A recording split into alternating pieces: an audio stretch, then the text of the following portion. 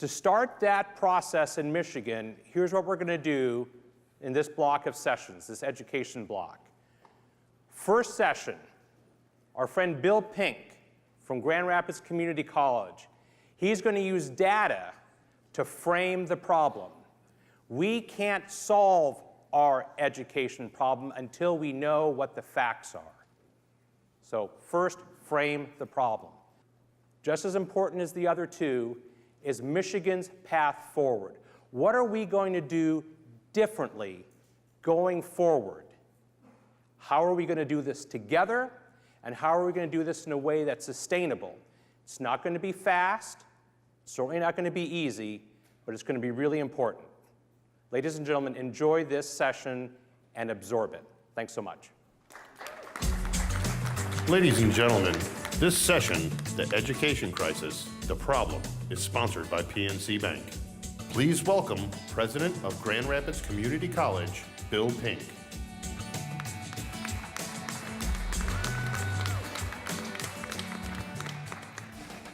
Good afternoon. I'm honored to be here and share with you this afternoon. I want to start out by sharing a little story with you that happened to me several months ago. And I think many of you are probably familiar with this. You make it home, and you go down into, say, for us, it was our basement. When we went down in the basement, I went down there, and as I took the last step off the last stair, I stepped into water. I know, it's how I felt too.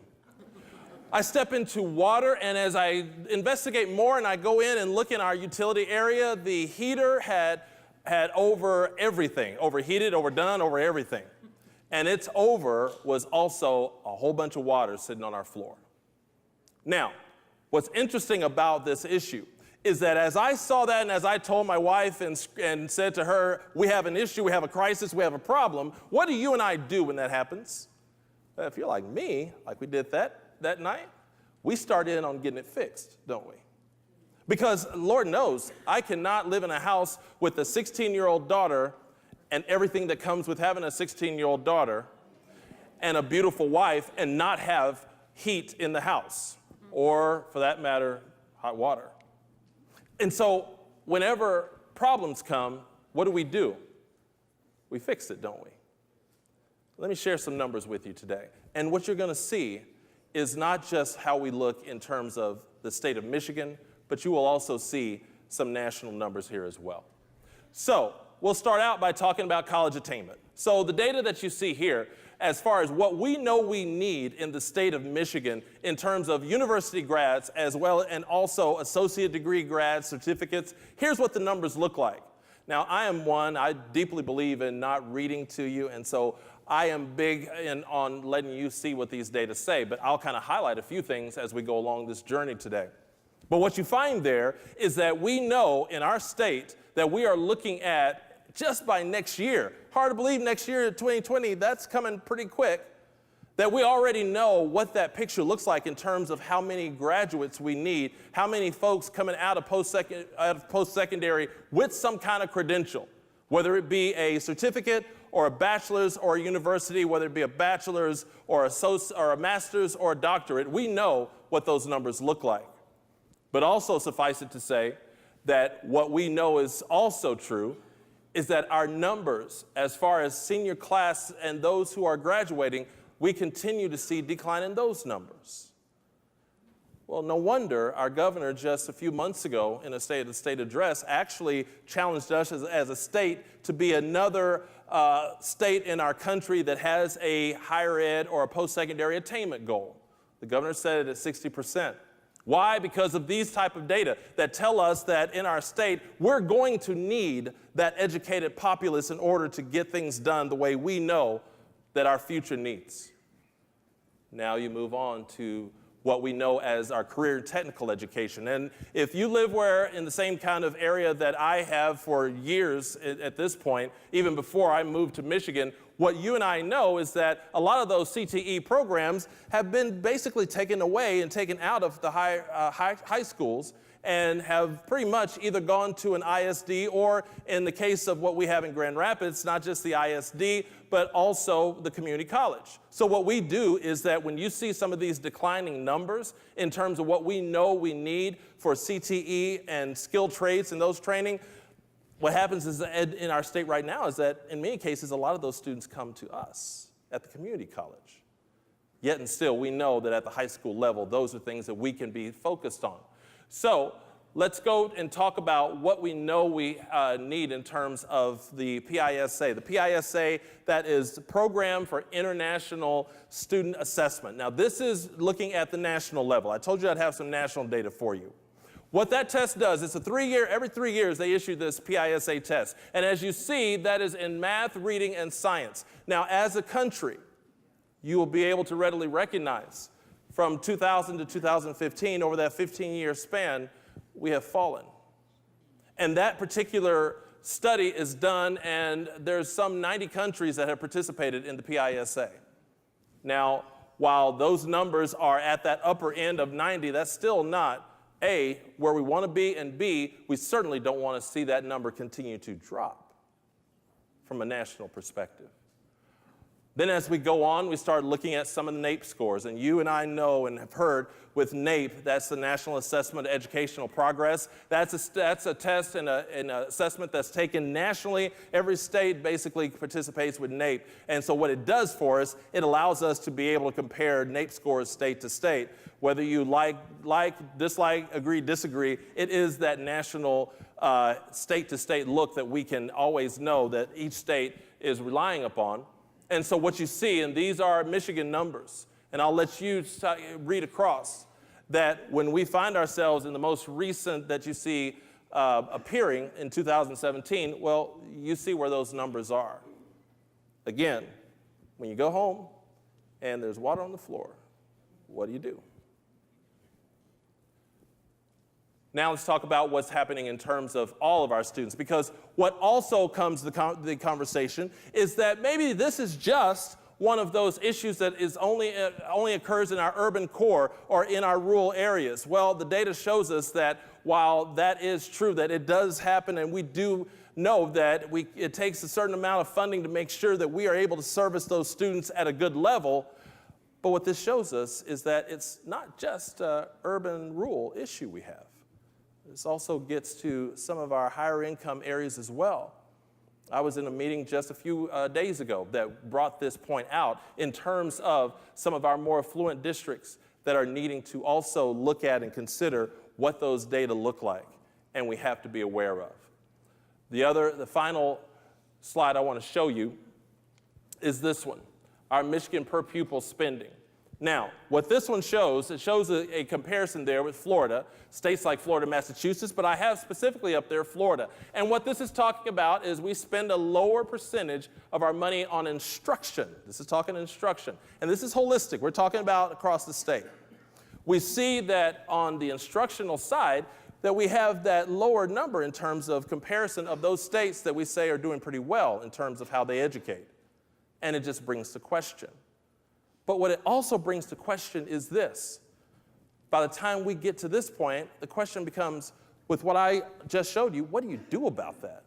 Because some people, as I've gone through and people know that I was going to talk about this, I've had different people tell me, hey, you need to really talk, Bill, about the issue of finance and funding. And I've had others that said, you really need to talk about testing because that's an issue. Bill, teacher preparation, boy, that one's...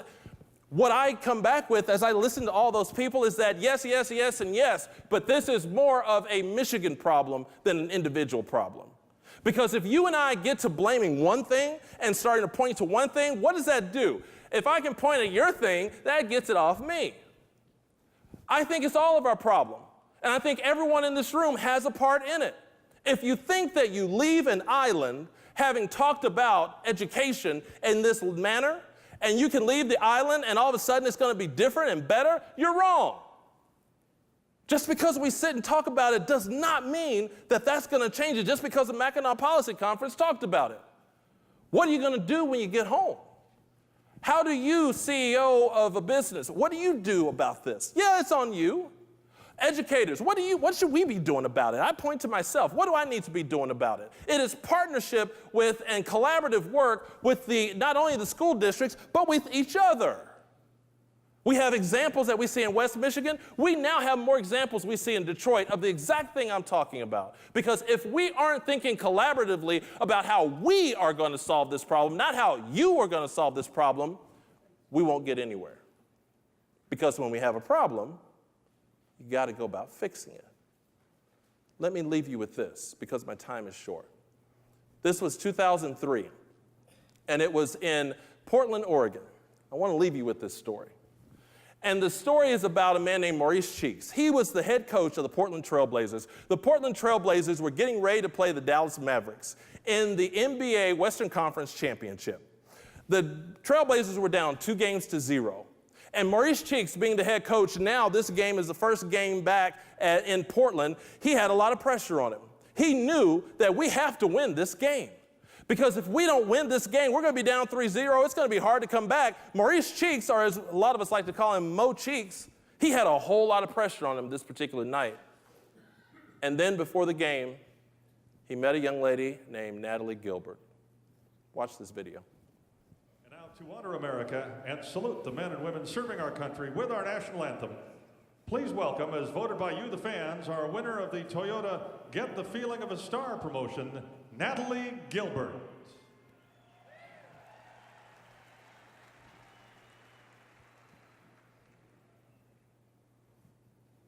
Oh, say, can you see by the dawn's early light what so proudly we hailed at the stars?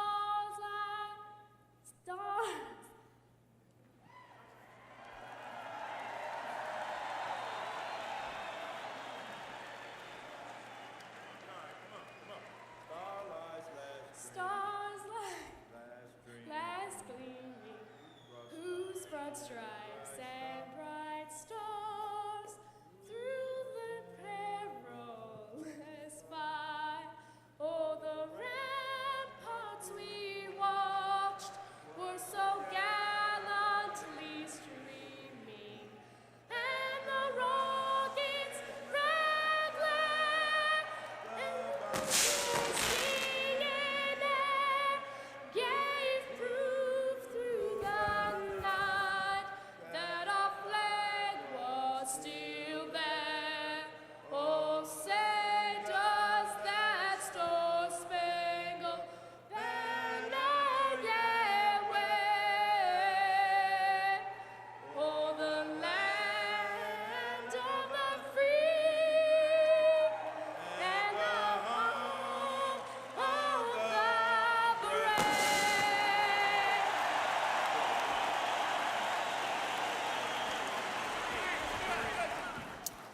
Well, the first thing you know is that you should never ask Maurice Cheeks to sing the national anthem. But I want to leave you with this thought on what you just saw. It didn't matter what color her skin was.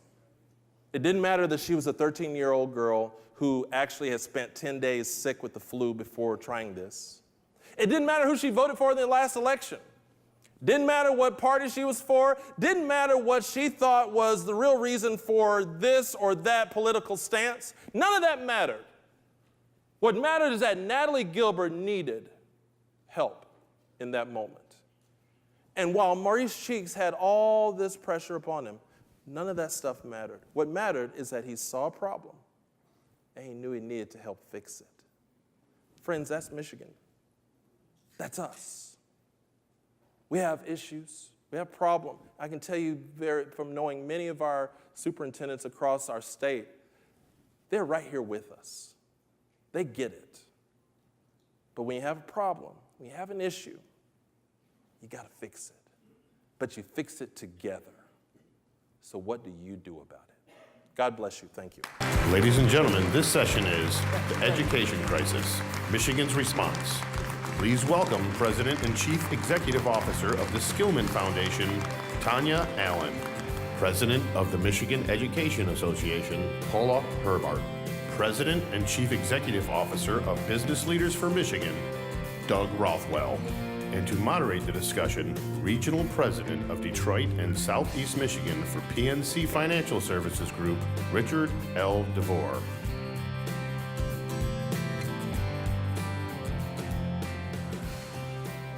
All right, let's get right into it, shall we? Although nobody's called me Richard since my mom.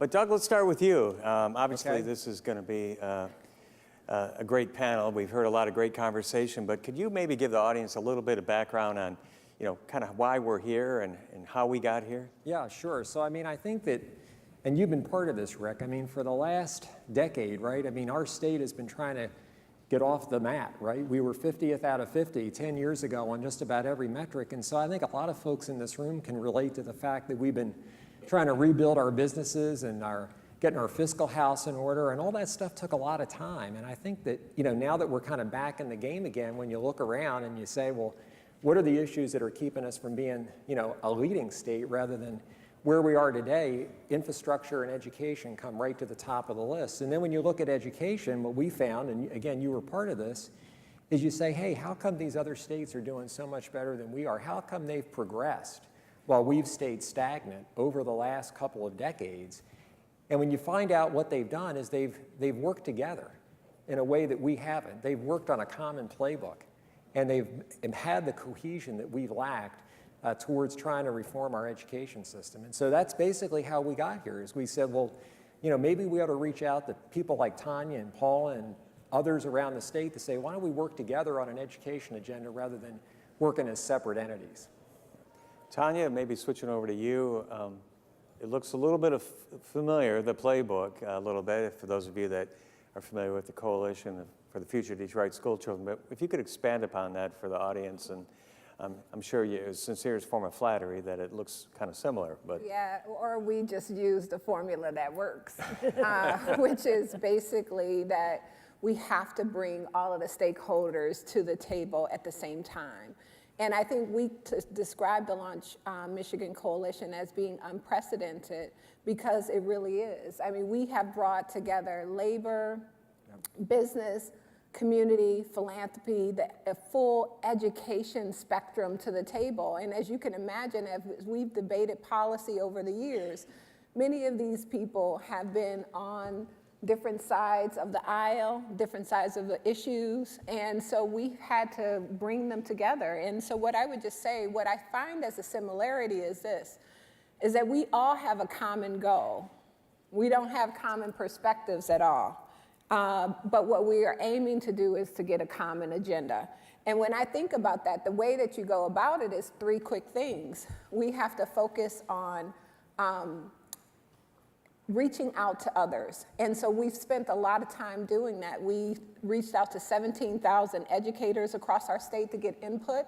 We also had hundreds of experts in Michigan working on issues and giving us feedback to tell us what we needed to do.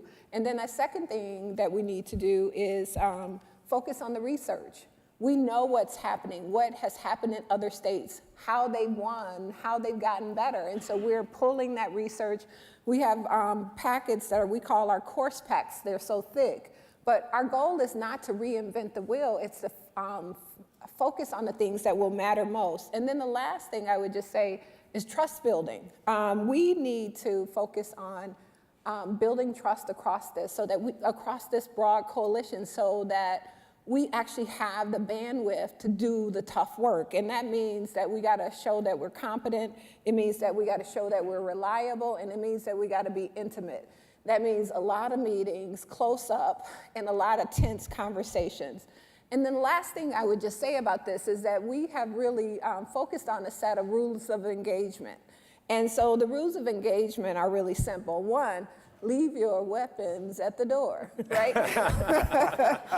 That's one. And then the second is there are no folding chairs.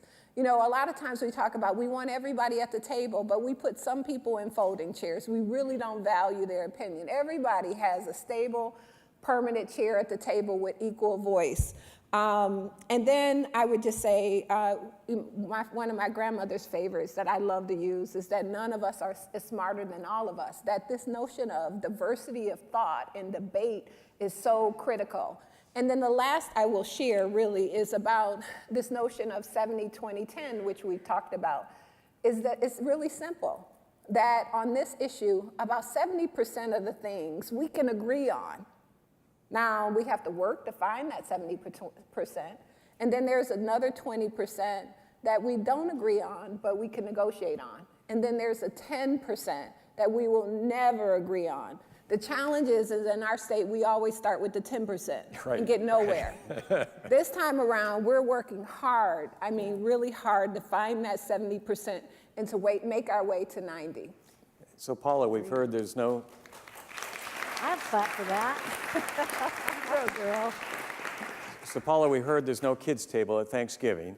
But can you expand on teacher reaction and just how that journey's been for you as the leader of the MEA, and just walk us through that a little bit? Because I think the audience is really interested in that.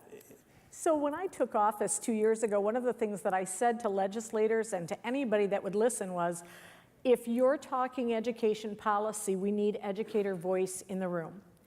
And I will be a part of any of those conversations, whether it's with my best friend, my nary foe, whatever, and whomever wants to speak with me about education policy, I'm engaged. I'm there and I want to be a part of it.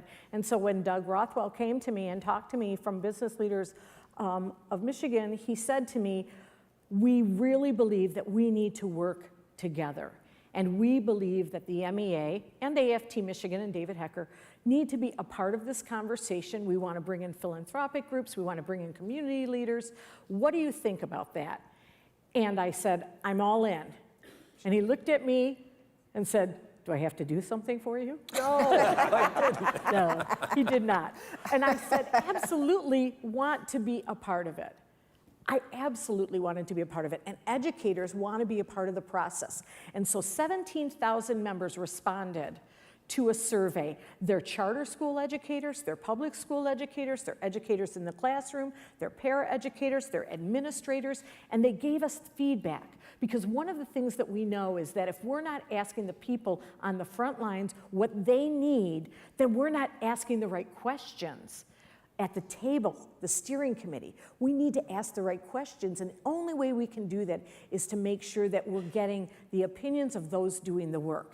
That doesn't mean it drives the work, and it doesn't mean that MEA is driving the bus. What it means is we, the 21 members of our steering committee, are looking at that and saying, what can we do to make sure that things that will directly impact student achievement and educator supports are being taken care of by our state? And how can we help drive that agenda forward?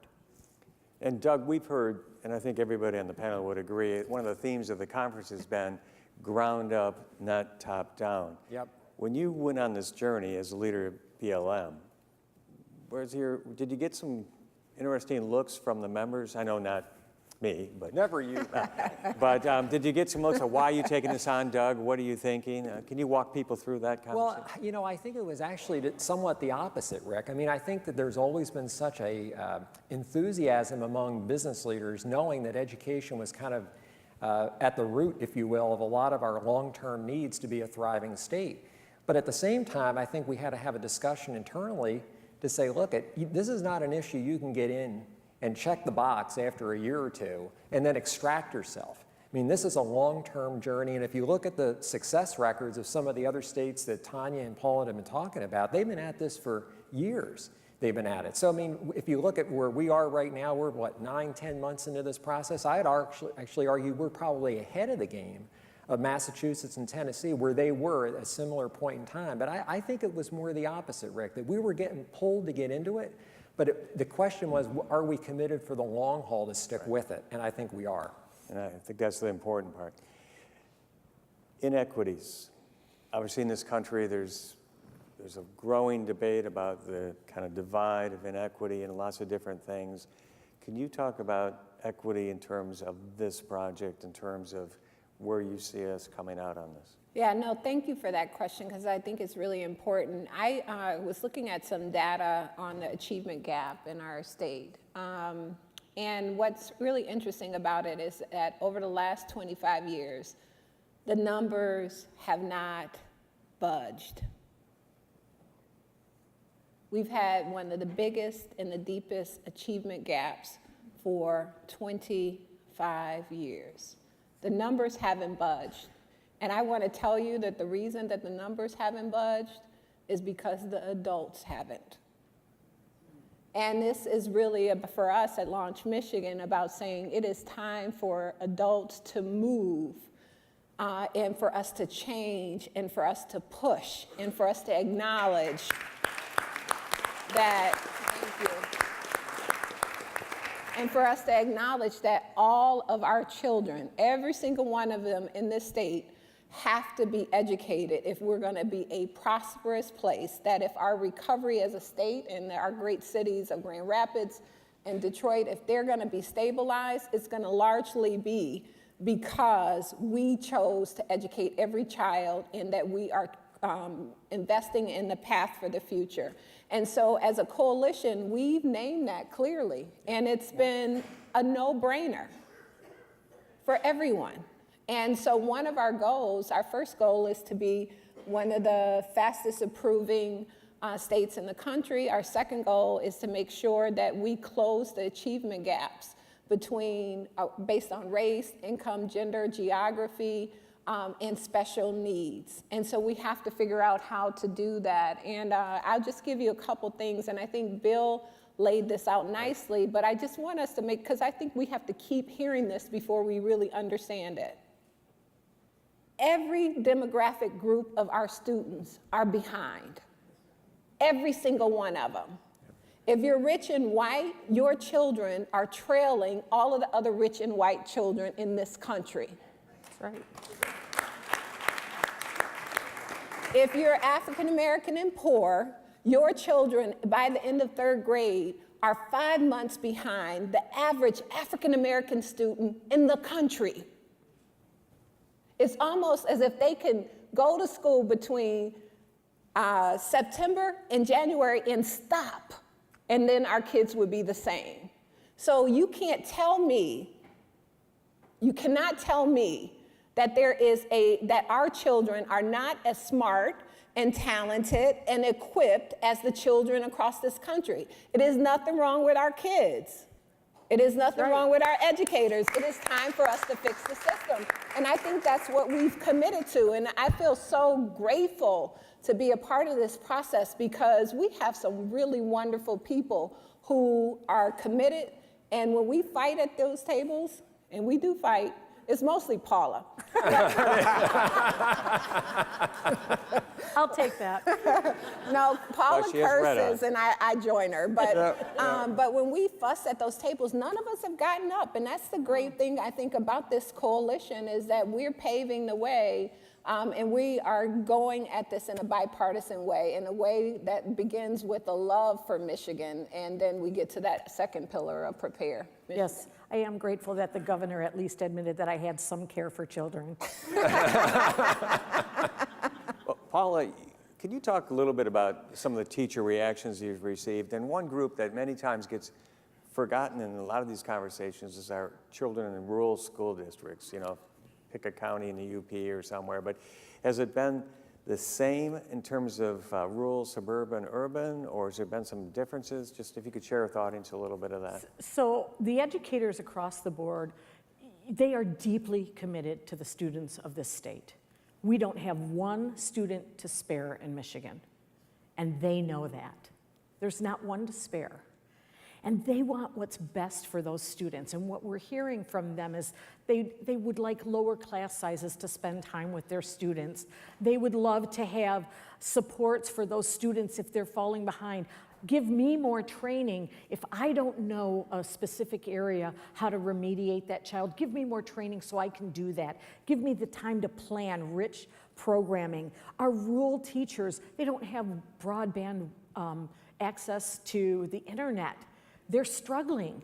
Our inner city schools have other infrastructure issues. You know, we're talking about infrastructure throughout here. The governor talks about it. It's in our schools too. How do we help support our educators in the classroom in the rural areas where they might have, their students are on buses for an hour and a half before they get to school? How are they prepared to learn when they have to do that? And then they go home an hour and a half, and are they doing their schoolwork on the bus, or are they sleeping because they're exhausted? So our educators across this state are saying, these are the things we're facing. 37 students in a science lab class at high school. Those are grown-ups. Those aren't children. Those are men and women, 37, chemicals, et cetera. And we're trying to navigate and command the circus like a circus master in those situations. That has an impact on students. And the other thing that has an impact on students that educators will tell you is as I said earlier, give me time to collaborate with my educators who maybe know something better than I do, maybe can give me a suggestion, maybe can coach me. Give me a coach to help me in the areas where I'm failing, because our educators don't want to do a poor job. They want to be the best that they can be. And if they do continue to do a poor job, we need to be responsible to say, this isn't for you, because we don't have students to spare, and we can't have students being educated by someone who doesn't care. That can't happen. And so the MEA makes sure that they have processes in place, but we want to stand up for quality public education and quality educators, no matter where your child lives in Michigan. You know, and I think on that note, just to frame it for people in the room that are in business, nobody starts off their career, says, okay, I'm done learning, right? And I have no new skill set to pick up. And I think this professional development issue for teachers is just huge. And I think that's one of the things you're getting at, more time to collaborate, but also to grow in my space, my new skill set for our teachers. Yes, and one of the things, there's a fallacy that we don't want help, or that we're happy to just be stagnant. You know, there is no educator that says, today I hope I just get through the day. They know that they're impacting children forever, and they take that very seriously. Having said that, we need to fund our public schools so that those students that are at risk, those students of special needs, that they have extra supports needed. And those educators who are working with those children, that they also have extra supports, because it takes a special kind of training to make sure that they can do their job with any amount of efficacy. Mm-hmm. Tonya, picking up a little bit on special needs, could you maybe educate the group a little bit about how much of that ends up being in the public schools and what that might look like, if you're comfortable with that? Yeah, no, I'm happy to take a stab at it. I think what we are seeing around special needs is this. This is actually, our special needs really comes down to a funding question. So let me just give you a little bit of background on that. Simply, one, we have federal law that says that we have to serve every child with special needs, and we need to give them their full supports. Of course, we have a federal law without really the federal funding to fully do that, and every school district has to fund it themselves. And the way that they mostly fund it is through their property taxes that they get to fund education. And the challenge is that if you have students with greatest need and you don't have a strong property tax base, then you are most likely not going to do a great job at serving those children with the greatest need. It is unfortunate in our state that, and it happens in general, that many times you will see that there is a correlation, but not a causation, a correlation of poverty and special needs. And so when you look at places that are high poverty, you have students with greatest needs. Now, these are also the places with the least resources. And this is when you talked about equity before. Here it is again. We have to raise this question. Why are we giving the places with the greatest need the least of the resources? We actually have to turn that around, and I appreciate the governor's comments about, first, we have to deal with this question of equity first. Give the people with the greatest need the greatest resources, period. And then let's get to adequacy. Let's give everybody what they need. And I think if we can do that, then what we can do is serve our children with special needs in a greater way across the board. And that's our goal and our aspiration, is that we can figure out how to not create a system that is blanketed across every kid, but a system that actually can be customized and individualized to children based on their needs and their conditions. And I think that's what all of us look for. I'm sure when you've chosen schools, that's what you've looked for, and that's what we believe every Michigan family and every Michigan student deserves too. Yes. Doug, earlier Tonya talked about 2 of our goals, but if you could expand and just talk about the third, and just kind of reiterate the 3 goals. Yeah, so the 3 goals that we have, again, are trying to become the fastest improving state for performance of students, to be able to make sure that we close the achievement gap, as Tonya said, between different groups of students, and then to make sure that the kids that are leaving high school are prepared for both career and also for life or college, if that's where they choose to go. And then underneath that, there's really 4 buckets of work that we're doing. One is making sure that we provide the greatest support to our educators. As Paula said, they're the greatest asset that we have in our school systems. We've got to make sure that we provide the most support to them so they can do their jobs the best they possibly can. We have an accountability system that works for everybody, and it holds accountable not just the schools, but also holds all the other players in the society that touch schools accountable for their behavior and work as well. We also make sure that we have a finance system in place that provides the resources to do the job, and then making sure that we have a very literate student population as well that is able to function well in society. Those are kind of the 4 initial areas. But again, this is kind of phase 1 of our work. I think it's important for people to realize, back to that journey I talked about, we're at the early stages. This is kind of the first bucket of activity that we're going to produce by the end of the year, and then we'll take on another round of issues next year as well. And we'll be reporting in, right? The group will be reporting in their progress. Right.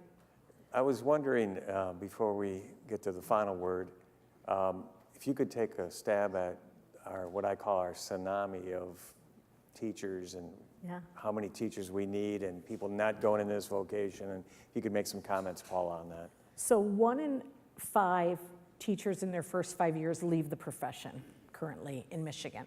We know that. One of the concerns is that they have a lot of mandated testing. It's not teaching, it's not creative, it's not what educators feel are touching the lives of children and making these impactful moments, because they feel like they're having to just administer standardized testing for funding or for proving that our students are worthy across the state. I believe that educators do not mind tests. I know that because I loved to write tests. Teachers love tests. We created them. But one of the things that we have to do is make sure that they're asking what they're learning as opposed to other things, and multiple measures to decide whether a student is successful or not. And then when it comes to teachers leaving the profession or coming in and out, we have many teachers in the state that don't even make $40,000 a year in their first 5 years. And that's not even a middle-class living. And they've gone to school for 4 years, 5 years, 6 years, and how do they pay back their student loans? I have one educator that told me, my husband and I are waiting to have children until we can pay off our loans. It will probably be when I'm 35. And she started teaching at 22. You know, they're leaving school with $40,000, $50,000, $60,000 worth of debt. And so they feel undervalued, that their years of education that they did to be the best and the brightest educators they could possibly be isn't being valued by their communities because of the low pay. Now, there are many teachers that are making great money. Don't get me wrong, we've got haves and have-nots in Michigan, but we need to look at the equity piece in that as well. And then one of the conundrums that we have in general in Michigan, Rick, is teachers in the survey, when we say, how do you feel about your school? Because we overwhelmingly thought they're all depressed and they don't care. They love their school, but they see that there's a problem in that school. In the other schools, they're not successful. We see that in communities. Parents say, my school's fine, but my niece's school, that's terrible. So as long as they feel comfortable and secure in where their own children are going, they don't recognize that the crisis is everywhere because they feel okay in their school. They love their teachers. It's that teacher over there that isn't doing a good job. And that's one of the problems in talking about the crisis. Well, you're right, though. That's exactly what the parents are all saying. So I'm going to start with you, Doug. Maybe 30 seconds last word. I just want to warn you that the moderator goes last. So. You know, I think the thing that's important for the people in this room to know is, first of all, when's the last time you saw philanthropy, educators, and business all working together on education reform in Michigan? Because you haven't. And so I think what's going to happen is, I think you're going to look back to not this year, but actually last year when Launch Michigan was formed as a pivotal moment in Michigan's education history. You don't have any idea the amount of respect that we have for each other up here, how much time we are all putting into this, and the other 20 members of the steering committee and the work groups that we have, thousands of hours are going into this. But the respect that's being built and the alignment around an agenda that will be sustainable and make it less contentious for our legislators to implement, I think we're on the precipice of something very big. Paula? I would just agree with what Doug said, and to say what you need to understand is there's not one person that's walking away from the hard conversation. Nope. Because our children can't wait. Our students can't wait, and we are going to do the hard work, and we're going to keep doing the hard work to make sure our students have what they need to be successful. Michigan students aren't throwaways. Yeah. Tonya? I would say a couple things. Well, I'm terrible at enumeration. First thing, we need to stop stigmatizing ourselves. We need to just stiffen our backs and get at it, right? Yes. Like, that's number one. Number two, I would just say that this is all of our responsibility. We all allowed this to happen. We all allowed this to happen, and it is going to take all of us being accountable and from every sector in terms of improving it. And then the last thing is we got to get some stuff done. Like, we cannot wait any longer. We got to get small moves so that we can get to big moves. And then we get this movement, and hopefully our movement turns into a tsunami, and we'll be at somebody else's Mackinac policy That's conference right. talking about how we did it in Michigan. And so my final word would be, you know, we talk, and it's really appropriate talk, and we're all supporting the governor's roads initiative. But just as a metaphor, in my mind, we are at that proverbial Y in the road on education. And I suggest we take this path that this group, and you appropriately said, the rest of the team that are working tirelessly to make this happen, and we hope you will support us. Thank you. Thank you. Thank you. Thank you, Rick. Ladies and gentlemen.